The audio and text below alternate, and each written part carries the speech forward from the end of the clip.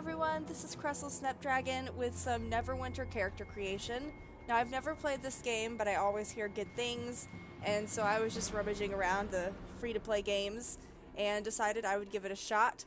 And you guys know that my favorite part of any MMO is character creation, and so let's see what they have in store for us. We have races to choose from, we have the racial descriptions, and they also have racial abilities. So beginning with Dragonborn. Born to fight, Dragonborn are a race of wandering mercenaries, soldiers, and adventurers. Long ago, their empire contended for worldwide dominion, but now only a few rootless clans of these honorable warriors remain to pass on their legends of ancient glory. Their racial abilities are Draconic Heritage, where you receive 5% more healing from all spells and abilities, and that was so southern. From all spells and abilities. You also have +2 to any stats for ability scores, and there's also Dragonborn Fury. Your power and critical strike are each 3% higher than that of other races. That must be nice. So here is female.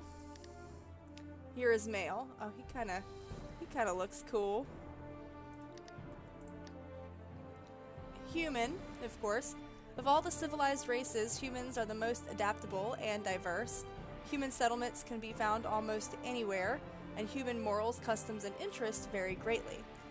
The racial abilities for humans are Versatile Defense, where your defense is 3% higher than that of any other race, a +2 to any ability score, and there's also Heroic Effort, where you gain an additional heroic feat point at levels 10, 15, and 20.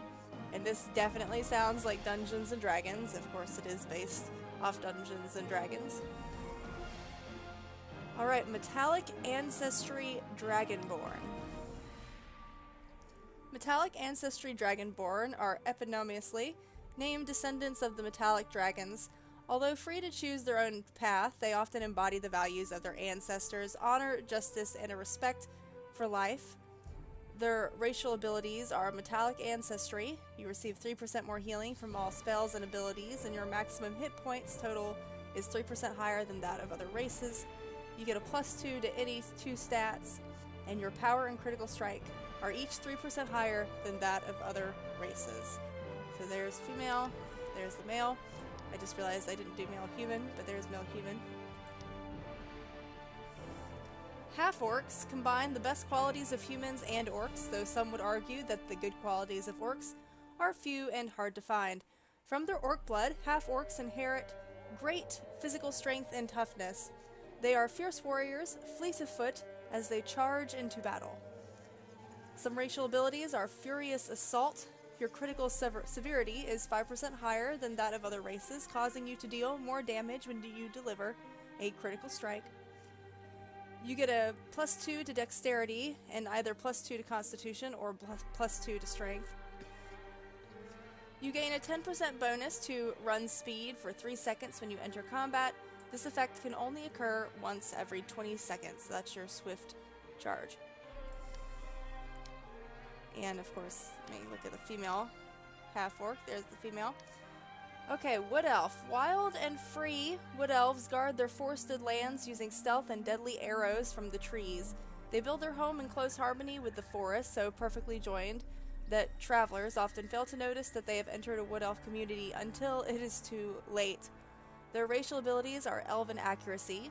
Your critical chance is 1% higher than that of other races. You get a +2 to Dexterity and either a +2 to Intelligence or +2 to Wisdom. There's also Wild Step, where you have a 10% resistance to effects that slow your movement. There's also the Moon Elf. Moon Elves revel in travel and exploration. Open to new experiences and honest by nature, Moon Elves are often seen as worthy companions by the people they meet in their travels. So they have Wanderlust. You cannot stay in one place long and are always roaming and seeking new oddities. Your action point gain and stamina gain are each 1% higher than that of other races.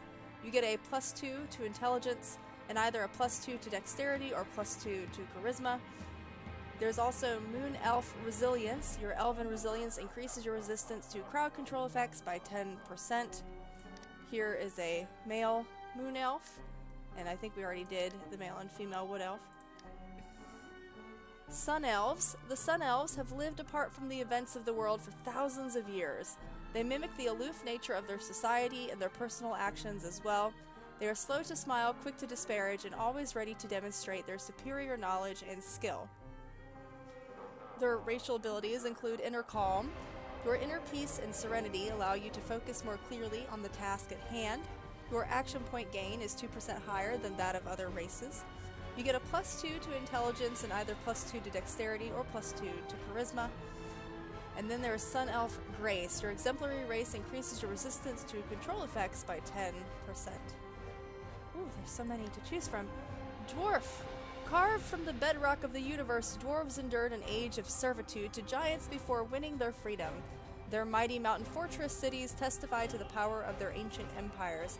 Even those who live in human cities are counted among the staunchest defenders against the darkness that threatens to engulf the world. Racial abilities include Stand Your Ground. You have 20% increased resistance effects that knock and push you. You get granted +2 to Constitution and either a +2 to Strength or +2 to Wisdom. There's also the Cast Iron Stomach. You have 10% increased damage resistance to damage over time effects. Oh, the halfling looks really cute. Let's look at the male dwarf real quick. There's the male dwarf. The male halfling looks really disproportional.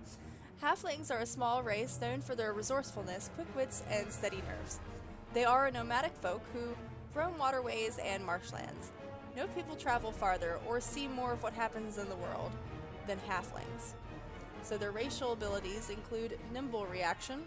Your small stature and quick movements give you a deflection chance 3% higher than that of other races. Ability scores grant you +2 to Dexterity and either +2 to Charisma or +2 to Constitution. And they're also bold. Your fearless nature increases your resistance to control effects by 10%. Alright, there's also the Half-Elf. Descended from elves and humans, half-elves are a vital race in which the best features of elves and humans often appear. They're the Dilettante. Grants +1 to a non-class ability score. This bonus is automatically determined by your class. Grants +2 to Constitution and either +2 to Charisma or +2 to Wisdom. You also have a knack for success. You are naturally better at many facets of life. Your deflection chance, critical severity, and gold bonus are each 1% higher than that of other races.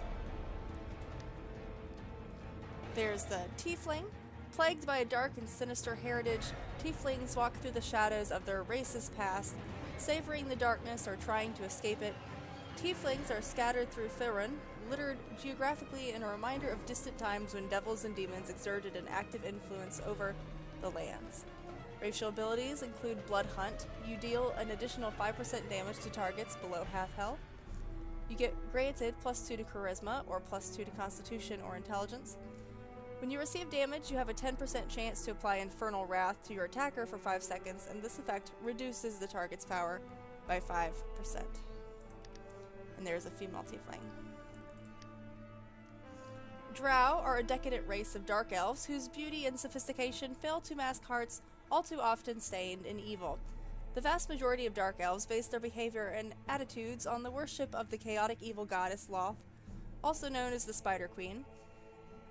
Drow society is organized into houses. The heads of the most powerful houses occupy leadership positions in the various cities of the Underdark, the subterranean realm beneath Faerun that the Dark Elves call home. The racial abilities include Dark Fire. So when attacking a foe, you have a 5% chance to apply Dark Fire for 4 seconds. This effect reduces the target's defense by 10%. You also get +2 to Dexterity and either +2 to Charisma or +2 to Wisdom. And you also have Trance, where you can recover at campfires twice as quickly. And last but not least, the Menzo Baranzan Renegade. These dark elves are in constant conflict, vying for power and the favor of their evil goddess Loth the Spider Queen.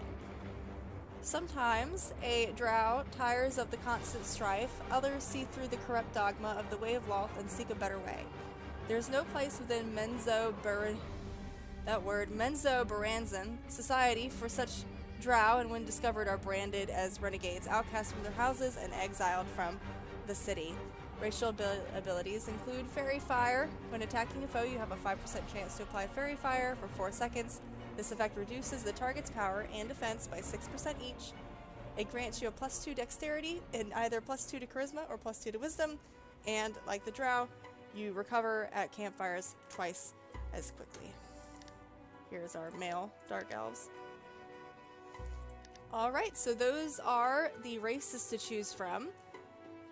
Let's look at the classes. Well, yeah, the classes. We'll do a Sun Elf here. So you have several character classes to choose from. There's Trickster Rogue. The Master of Stealth and Misdirection, the Trickster Rogue maneuvers across the battlefield and strikes from the shadows with paired daggers. The Trickster Rogue dodges in and out of melee, inflicting massive damage on foes with a flurry of deadly bows. So you get Stealth, Bait and Switch, Bloodbath, and Thievery as your beginning techniques. Devoted Cleric.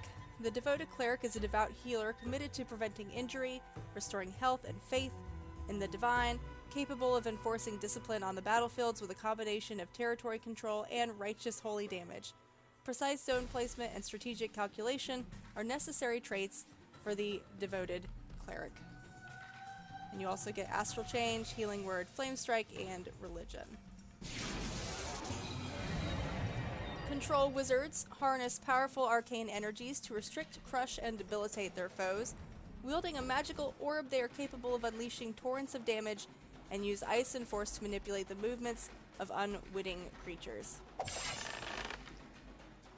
Hunter Ranger. I mean, what other ranger, I guess, would there be? But a ranger's abilities reflect the divide between civilization and wilderness. Although rangers learn to master weapons, most commonly bows, and those used in two-weapon fighting, they augment this martial training with their knowledge of primal magic. Scourge Warlock. No subtlety here. You want to deal damage, you're tougher than other warlocks, and you've got powers to help you attack and defend in melee, as well as excellent ranged attacks. The Oathbound Paladin. Paladins are warriors of light who take holy vows to protect and preserve the light. Paladins take an oath of devotion or an oath of protection during their training to further specialize how they serve the gods. And of course they have Sanctuary, Divine Touch, Lay on Hands, and Religion. Great Weapon Fighter. The Great Weapon Fighter is an unstoppable force of damage and steel, skilled in using the weight of a greatsword to dispatch those that stand in the way. The epitome of strength, the Great Weapon Fighter is also resilient enough to defend allies in need. So you have Sprint, Punishing Charge, Avalanche of Steel, and Dungeoneering. The Guardian Fighter is courageous and stalwart, superior at defensive maneuvers, and no stranger to hand-to-hand combat.